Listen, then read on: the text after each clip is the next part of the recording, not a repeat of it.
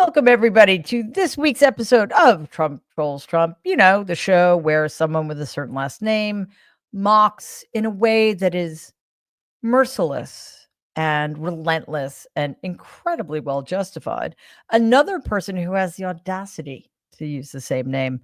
I'm going to let you decide who is who. Believe it or not, we have reached week 30 of the Trump regime's golden age.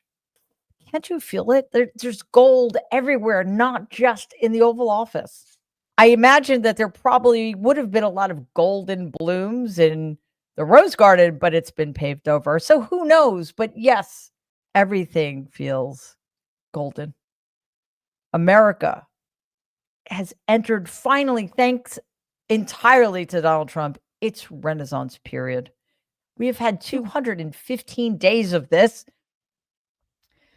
And I can't stand it. I mean, the winning and the gold. But listen, I mean, this is typically a show where we kind of loosen up and lighten things up a bit. But before we get started, I did want to talk about a story that's so important that we have to cover it, right? It shocked the nation.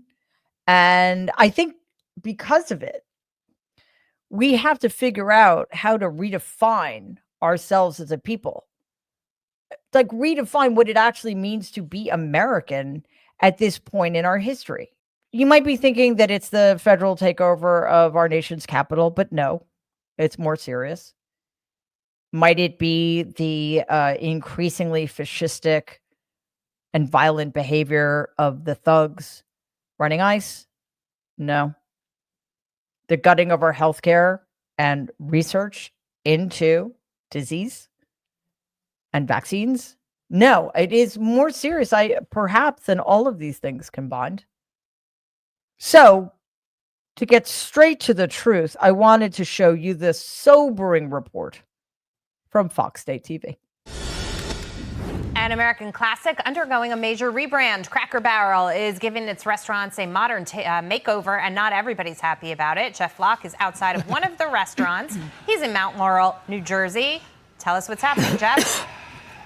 Jackie, you know, Cracker Barrel is probably the one restaurant chain that could have gotten away without ever changing anything, and people would have been happy. They like it. Dark and old and kind of dusty. But they decided to change things. Like this thing. That sign up there, that's the logo. Old man sitting on a chair, leaning on a Cracker Barrel. Not anymore. It's now just text, although just text is the way it was when the company started back in 1969. They haven't changed it since 1977, and they thought, you know, now's the time to do it. You know, people like the old Cracker Barrel with the dark walls and all that stuff on the wall, the memorabilia, the farm equipment, tools, old pictures, signs. A lot of people said, no, we don't like that. On social media, people have said they took away the cracker and the barrel. What's the point? I mean, oh no. It's worse than I thought. Dark and old and dusty. That's like... I apologize. Sometimes, in the face of devastating news, I laugh inappropriately. And this tragedy continues to be compounded because I just learned that Kid Rock is now going to have to make his own cornbread.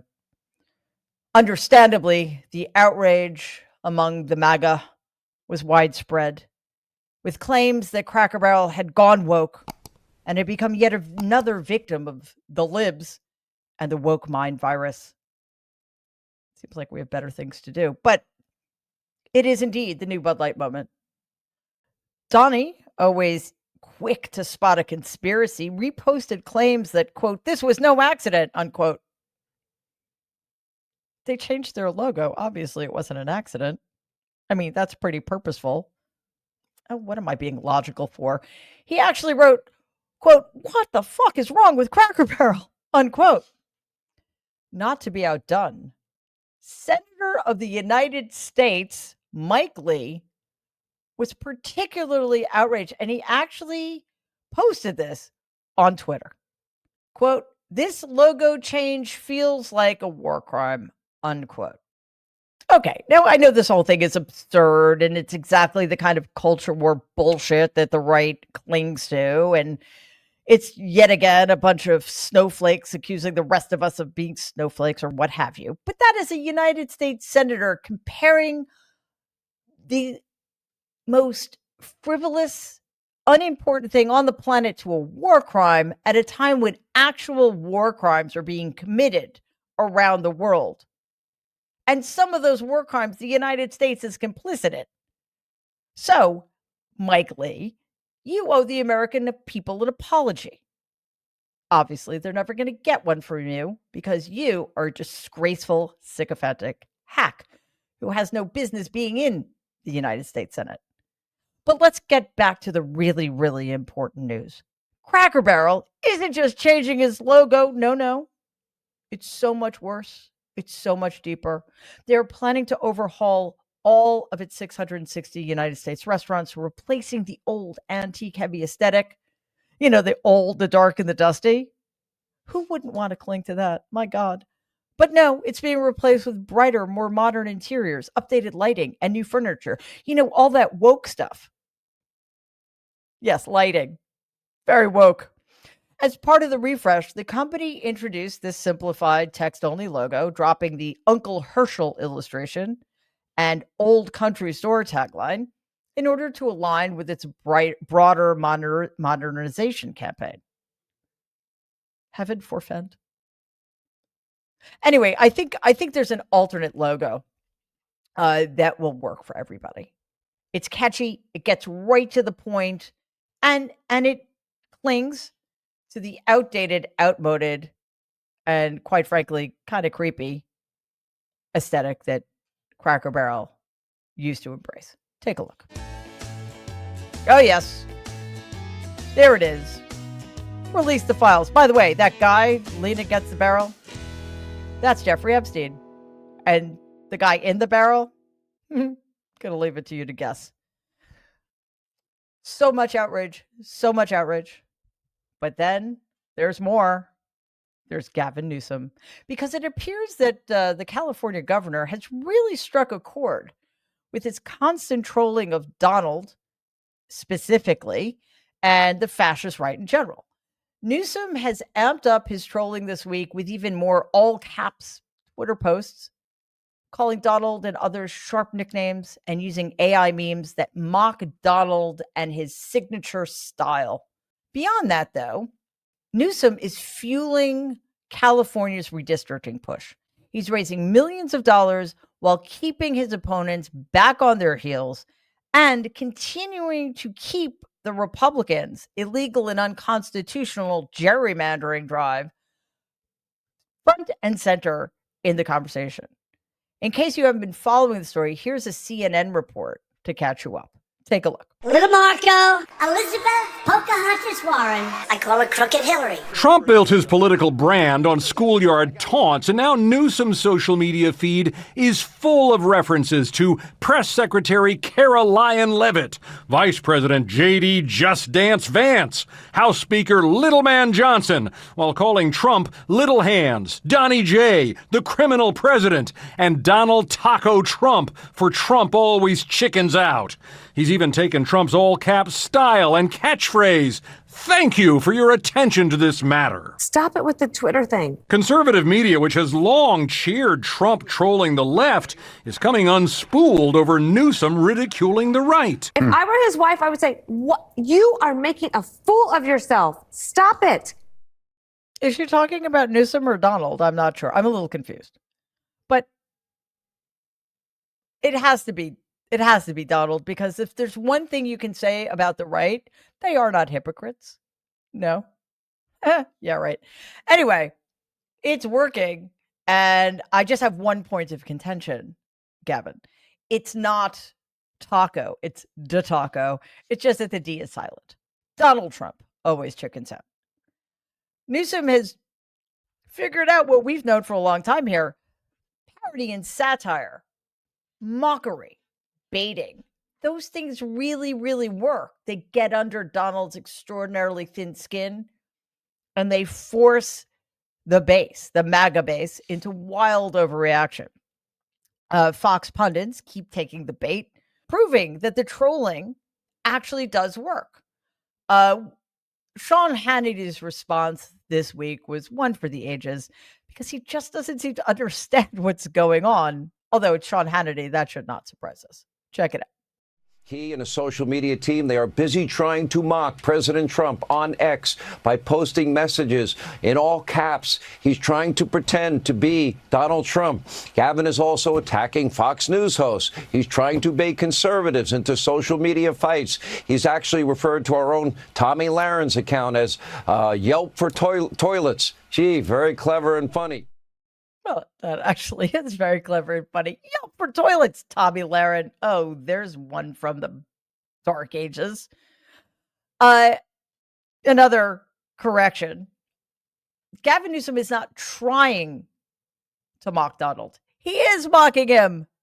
Jesus, get a grip. Let's get on to more serious matters. I mean, not that that wasn't serious, but there are more serious things going on in the world, aren't there?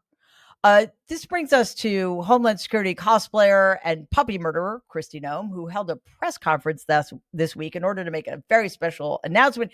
You will be very, very relieved to know that she is not announcing that she will be commemorating a new dog park, because that would be wrong.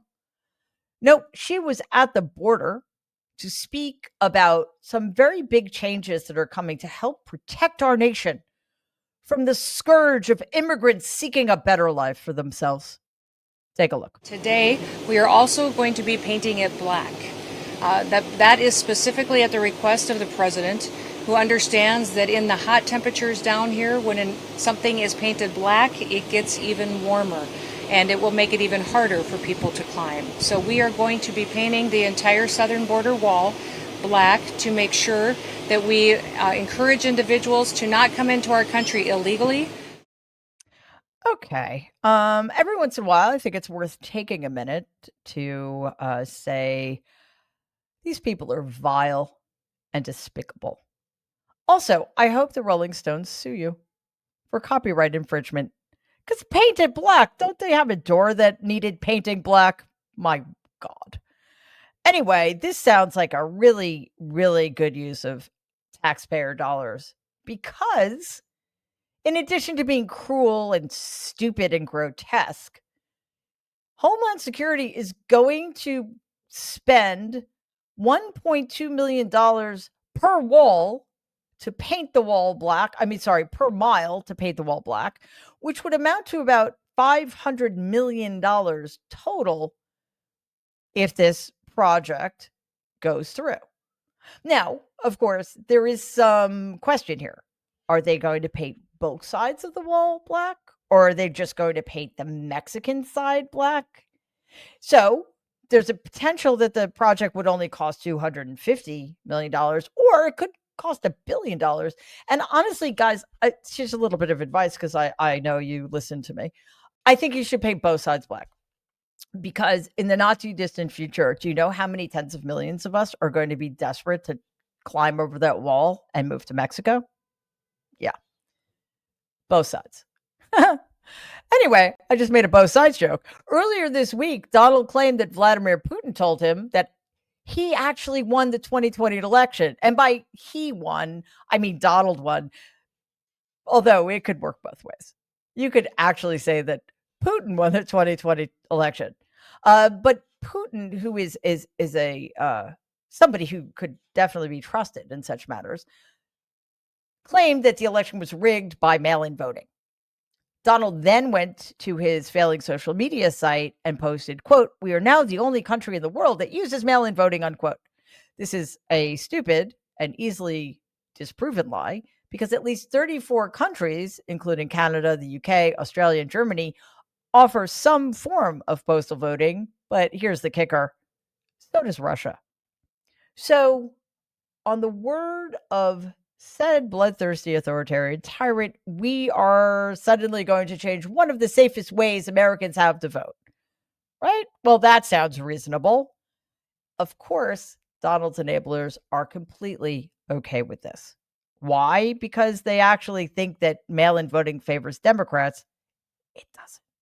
But let's let them cling to that delusion.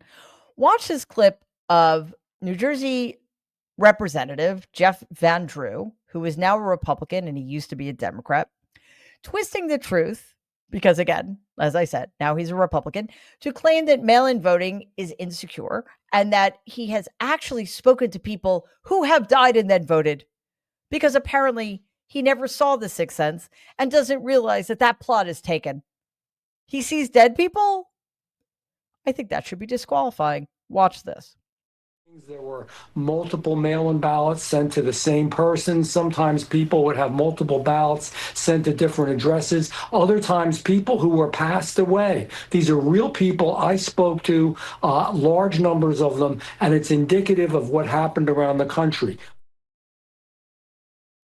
Well, that's a trick and a half. By the way, if I were dead, that's the last person on the planet I would ever speak to. Even if I were cheating and voting when I shouldn't because I'm dead. Anyway, in closing, let's hear from the world's leading expert on voting security. This is a man who knows more about this issue than anybody, a man who knows you can't just walk into a voting precinct and expect to cast a vote. Wait, I just want to make sure I get my facts right here. Okay.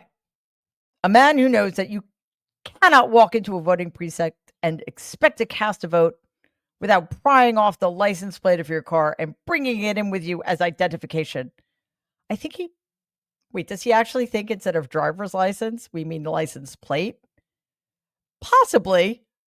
Take a look. We're going to stop mail-in ballots because it's corrupt. You know, when you go to a voting booth and you do it the right way and you go to a state that runs it properly, you go in, they even ask me. They asked me for my license plate for identity. I said, I don't know if I have it. They said, sir, you have to have it. I was very impressed, actually. Who among us does not carry around our license plates in our wallets? In fact, for my birthday this year, I got a new wallet. It's about this big. So I could carry around my license plate. There's a problem with that, though. One, it's very inconvenient. My pockets aren't big enough. And secondly, I don't have a car. Donald Trump is the world's foremost authority in these issues. So let's take him at his word, as we should, because, well, let's not. He's an idiot. Thank you all so much for watching this edition of Trump Trolls Trump. We're going to be here every week to double down, triple down, and quadruple down on the mockery, just like Donald doubles, triples, and quadruples down on his stupidity.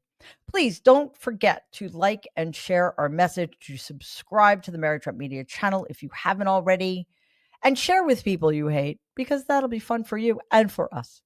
Thank you so much, and we'll see you here next week. Please take a second and like and share this video. It'd be awesome if you could subscribe to the channel. If you're listening to us in podcast form, please follow us and give the show a 5-star rating, because it really does help other people find our content.